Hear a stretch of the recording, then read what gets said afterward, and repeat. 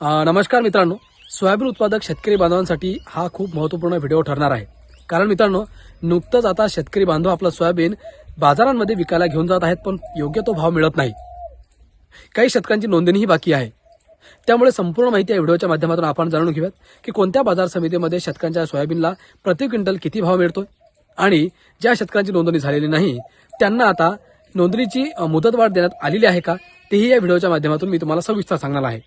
मित्रांनो, त्याआधी तुम्हाला हे जाणून घ्यायचं आहे की मित्रांनो, नाफेड सोयाबीन नोंदणीला आता मुदत वाढ देण्यात आलेली आहे आणि हमी भावाची आशा देखील आता वाढलेली आहे.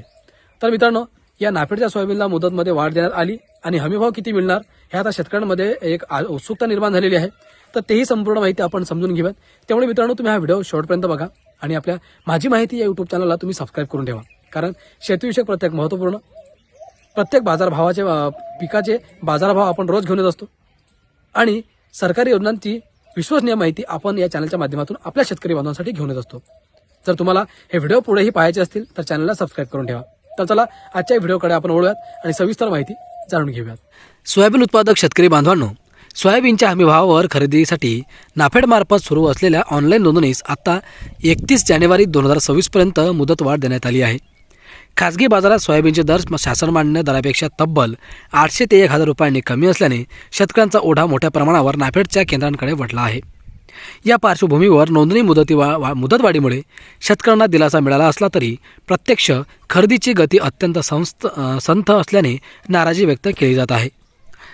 मित्रांनो, सध्या खासगी बाजारात सोयाबीनला 4000 ते 4200 रुपये प्रति क्विंटल दर मिळत असून नाफेडमार्फत हमी भावाने 5000 ते 5328 रुपये प्रति क्विंटल दराने खरेदी सुरू आहे. त्यामुळे शेतकऱ्यांची मोठी गर्दी नाफेडच्या केंद्रावर दिसून येत आहे.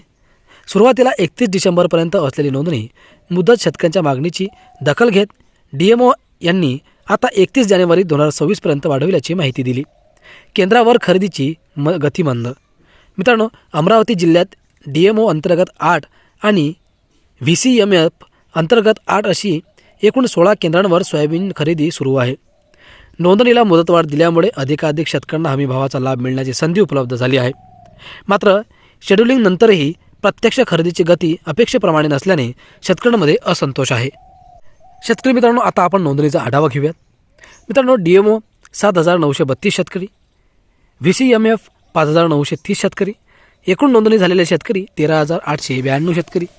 खरेदी मुदतीबाबत शंका असलेले मित्रांनो, शासन मान्य दराने सोयाबीन खरेदीचा प्रारंभ 15 नोव्हेंबरपासून झाला असून नियमानुसार 90 दिवसांपर्यंत म्हणजेच साधारणपणे 13 फेब्रुवारी 2026 पर्यंत खरेदी सुरू राहणार आहे.